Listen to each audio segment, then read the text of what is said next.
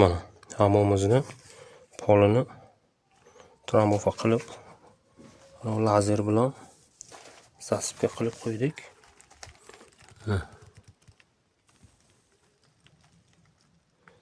Pod lazer bilan tekslab trambofa qilib shibyonkani kirzib tashlab qo'ydik. Endi salafan tashlab, ustidan pokni tashlab, stashga qilib chiqamiz. Keyin mana bu devorni ham pok bilan 5 lik pok tashlab, ustidan gipsokardon qilib, gipsokardonni urib, keyin kafel teriladi polni.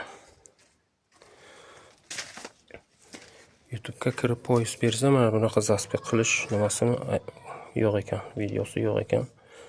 Turbalarni atrofini mana mahinadan qumli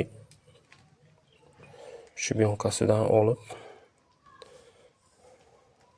qo'yib chiqdik. Atrofini mana bunaqa toshchalar botib qolmasligi uchun bu yog'ini toshchalari bilan tekslab chiqdik.